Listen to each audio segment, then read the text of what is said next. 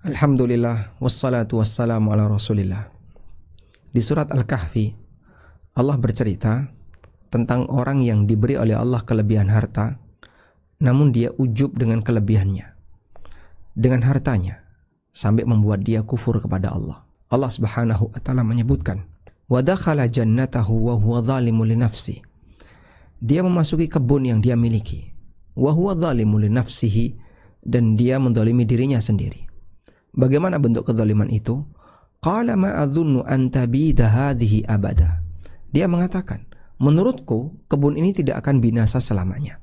Dia ujub sampai menyebabkan bahwasanya harta yang dia miliki, dia berkeyakinan kalau harta yang dia miliki tidak akan musnah. Akan bisa dia nikmati bersama keluarganya sampai sekian puluh turunan. Ma adzunnu an tabida hadhihi abada. Aku menyangka bahwasanya ini tidak akan binasa selamanya. Dan terkadang orang karena diberi oleh Allah kekayaan atau hartanya dalam kondisi terus berkembang, dia merasa kalau harta itu tidak akan musnah. Pada posisi ketika tidak ada satupun orang yang mengingatkan, maka dia pun lebih parah lagi kesalahannya. Dia sampai pada tingkatan yakin, wa ma adzunnu as-sa'ata qa'imah, dan aku yakin bahwa kiamat tidak akan terjadi.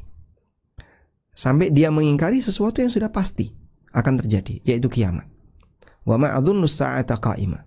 Dan aku yakin, adzunnu di sini maknanya adalah saya yakin. Dzan bermakna yakin.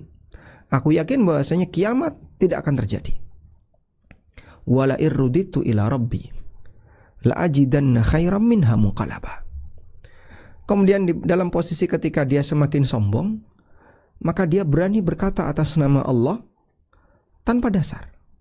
Dia mengatakan wala irruditu ila rabbi, dan kalau aku dikembalikan kepada Rabbku, aku dihidupkan lagi oleh Allah, la ajidanna khairam minha munqalaba, maka aku akan mendapatkan tempat kembali yang jauh lebih baik daripada sekarang.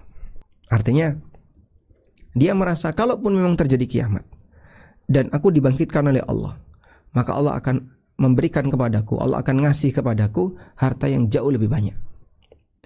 Dan ini termasuk di antara bentuk mendahului apa yang Allah Subhanahu wa taala tetapkan untuk hambanya. Dari mana dia tahu kalau di akhirat dia akan mendapatkan demikian balasan sebagaimana yang dia sampaikan. Ini seperti yang pernah terjadi pada orang musyrik yang bernama Al-As bin Wa'il As-Sahmi. Al-As bin Wa'il As-Sahmi salah satu di antara tokoh musyrik Quraisy yang ada di Mekah. Dia pernah punya utang kepada Khabbab ibn al-Arat. Sahabat Khabbab ibn al-Arat adalah seorang pandai besi. Kemudian suatu ketika Al-As memesan kepada Khabbab untuk membuatkan alat tertentu. Setelah jadi, Khabbab menagih bayarannya. Tapi apa kata Al-As? Aku tidak akan melunasi utangku hatta takfura bi Muhammadin sallallahu alaihi wasallam, sampai kamu kufur kepada Muhammad. Maka Khabbab mengatakan, la, wallahi, demi Allah aku tidak akan melakukannya sampai Allah matikan kamu, kemudian Allah akan bangkitkan kamu.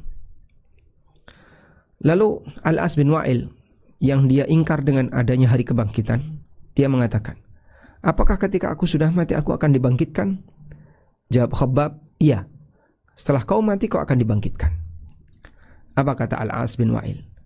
Kalau aku dibangkitkan oleh Allah, maka aku akan memiliki kekayaan yang banyak, memiliki harta yang banyak dan anak yang banyak, dan akan aku lunasi utangku kepadamu. Berkaitan dengan peristiwa ini, Allah Subhanahu wa taala menurunkan firman-Nya di surat Maryam, afara'aital ladzi kafara biayatina wa qala la utayanna malan wa walada. Tahukah kamu orang yang kufur dengan ayat-ayat kami? Dan yang dimaksud adalah Al-As bin Wa'il. La utayanna malan wa walada. Aku akan diberi oleh Allah harta dan anak yang banyak. Lalu Allah Subhanahu wa taala memberikan bantahan untuk ucapan semacam ini. Allah mengatakan, "Attala'al ghaiba am ittakhadha 'indar rahmani ahda." Apakah si Al-As bin Wa'il ini, apakah Al-As bin Wa'il ini sudah tahu hal yang gaib? Am ittakhadha 'indar rahmani ahda, ataukah dia sudah mengambil perjanjian dengan Allah kalau dia nanti di hari kiamat akan mendapatkan jaminan surga atau jaminan kebaikan dari Allah Ta'ala? Tentu saja tidak ada.